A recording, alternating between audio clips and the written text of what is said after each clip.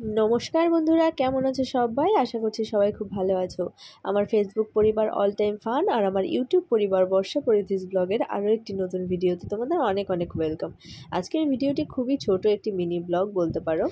आज होच्छे सोमवार बिकेल 3:30 मतन बाजे। बाड़ीर समस्त काजकर्म गुछिए टुचिए एकदम बैगपत्र गुछिए रेडी हये आमरा बेरिये पड़ेछि। देखो आईटीआई मोड़ेर दिके चले एसेछि और এই যে মাঠটা দেখতে পাচ্ছ এই মাঠটাতেই কিন্তু সেই বিখ্যাত দুর্গাপূজা হয়, যেটা দেখার জন্য শয়ে শয়ে লোকের ভিড় পড়ে এখানে। তো আমরা এখন অটোতে বসে পড়েছি। অটোতে করে আমরা যাব ত্রিবেণী স্টেশন, তারপর সেখান থেকে আমরা ট্রেন ধরে যাব কালনা। তো দেখো ত্রিবেণী স্টেশন থেকে ট্রেনটা একটু লেট ছিল, তো আমরা স্টেশনে বেশ কিছুক্ষণ অপেক্ষা করেছি। তো তারপর ফাইনালি ট্রেনে উঠেছিলাম, কিন্তু সামনে অনেক কটা বগি ফাঁকা ছিল। আমরা দৌড়ে গিয়ে সেই বগিগুলো তো উঠতে পারিনি, যেই বগিটাতে ভিড় বেশি ছিল সেটাতেই উঠেছি। তো পরিধির ঠামে একটা জায়গা পেয়েছিল, তো পরিধিকে কোলে নিয়ে বসেছিল, আর আমি আর বাবু কিন্তু জায়গা পাইনি।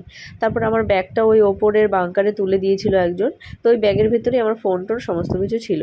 তো সেই জন্য বারবার ওটা ওঠানামা যেহেতু করা যাচ্ছিল না বলে আমি আর কোনো ভিডিও করতে পারিনি, আর ফোনও আর দেখতে পারিনি, দাঁড়িয়েই ছিলাম। তারপর নামার একটু আগে মানে ওই জিরাট থেকে একটা জায়গা পেয়েছিলাম।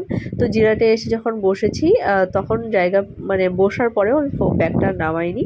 যখন কালনা স্টেশনের একদম কাছাকাছি চলে এসেছি তখন আমি ব্যাগটা নামিয়েছিলাম, আর ছোট্ট ওই ভিডিও ক্লিপটা তখনই নিয়েছিলাম। তো দেখতেই পাচ্ছ ট্রেনের মধ্যে আমরা বিশেষ খাওয়া দাওয়া আজকে কিছুই করিনি। পরিধির বকবক শুনতে শুনতে টাইমটা পাস হয়ে গেছে, বেশিক্ষণ সময় তো লাগে না। তো একটাই শেষের দিকে পাঁপড় কেনা হয়েছিল, সেই পাঁপড়টাই খাওয়া হয়েছে। আর পরিধিকে যেহেতু কিছু খাইয়ে নিয়ে আসেনি, দুপুরবেলা 12টায় ভাত খাইয়ে ঘুম পাড়িয়েছিলাম, বিকেলবেলা ঘুম থেকে তুলে একেবারে অল্প একটু কাপের মধ্যে দুধ খাইয়ে নিয়ে এসেছিলাম। তো সেই জন্য আর কি ওইটুকু সময় একটু ব্রেক দেওয়া হয়েছিল। ওই একটু পাঁপড়টা আমরা তিনজনে মিলেই খেয়েছি, যদিও ও একা খায়নি। তো তারপরে এই দেখো কালনাতে কোর্টের মোড়ে আমরা চলে এসেছি। এখানে আমাদের মামা বাড়ি। আমাদের মামা বাড়ি মানে বুঝতে পারছো, পরিধির বাবার মামার বাড়ি আর আমার মামা শ্বশুরের বাড়ি। তো এই হচ্ছে দাদুর একটা ছোট্ট দোকান ঘরের সাথে, মানে নিজেদের বাড়ির সাথে।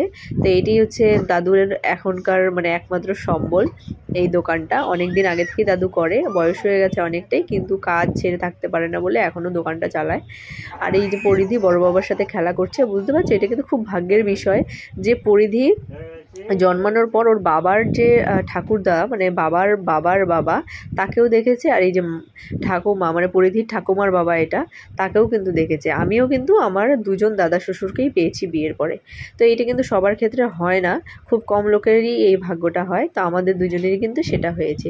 তো যাই হোক খেলাধুলো সেরে তারপর অল্প করে বাটিতে মুড়ি মেখে নিয়ে এনেছিলাম। তো আমি একটু খাচ্ছি, পরিধিকেও দুগাল খাইয়ে দিচ্ছি। ওকে আছে তাড়াতাড়ি ভাত খাইয়ে ঘুম পাড়িয়ে দেবো ভাবছি।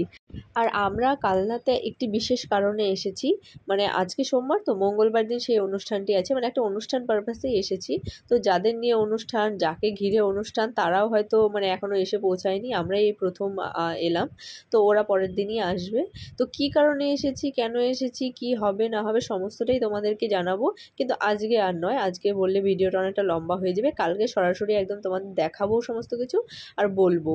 তো চলো আজকের জন্য এখানেই শেষ করবো। সবাই ভালো থেকো, সুস্থ থেকো, আবার দেখা হবে পরের দিন। টাটা।